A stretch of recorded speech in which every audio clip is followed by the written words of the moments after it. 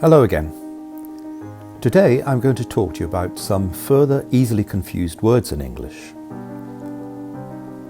Our first set of words is among and amongst. These two words mean the same thing, though amongst is more formal. American English does not favour the usage of amongst. They mean in the middle or included in a larger group of people or things. They're usually followed by a plural noun. For example, I have lost my passport. I think it must be somewhere among my papers in the filing cabinet. There is sometimes confusion between the words among and between. Between is used for comparing two things. For example, we can't decide between going to Venice or Rome for our next holiday. Assure, ensure, insure. Assure means to tell someone that something will definitely happen or is definitely true. For example, they assured me that no one would call, but I have had numerous phone calls trying to persuade me to buy their product. I'm going to write and complain. Insure conveys the meaning of guaranteeing something or making sure of something. For example, please ensure that you fasten your seatbelt before takeoff. Insure is linked to finance, and it means to take out an insurance policy. For example, we discovered that our house was not insured against storm damage, and so had to foot an enormous bill ourselves to repair the roof. Breath and breathe. Breath is a noun. It's the air that goes in and out of our lungs. For example, entering the room, I held my breath, not knowing what lay inside. Was it a burglar? Was it a wild animal that had gained access to the house? My heart was beating fast as I opened the door. Breathe is a verb, which means to exhale or inhale. For example, we can all breathe again. It's a false alarm. There is no fire in the school, just some fumes escaping from the chemistry lab. Capital and capital. The word capital can take on several meanings. It means money or a city where the seat of government is located. For example, we don't have enough capital at the moment to carry out the building works. We will try and get a loan from the bank in the next few days.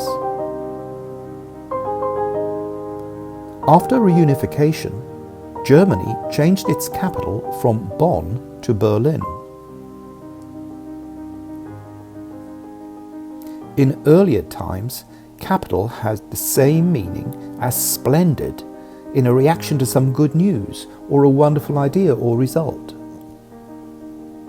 I've just won a contract to build a railway line into the Australian outback. Capital, I wish you every success. Obviously, the most common use of capital is in the phrase capital letters, which means uppercase. Did you know that if you write a text message in capital letters, it takes on the feeling that you're shouting? Capital is usually spelt with a capital C, uppercase. This means the building where a legislature meets. For example, the United States Capitol, often called the Capitol Building, is the meeting place of the United States Congress and is the seat of the legislative branch of the US federal government. It is located on Capitol Hill at the eastern end of the National Mall in Washington, D.C.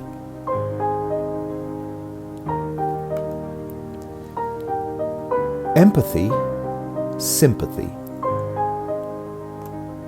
We use the term empathy to convey the feeling that we understand what someone is going through, possibly because we've had the same experience ourselves, so we can understand another person's feelings.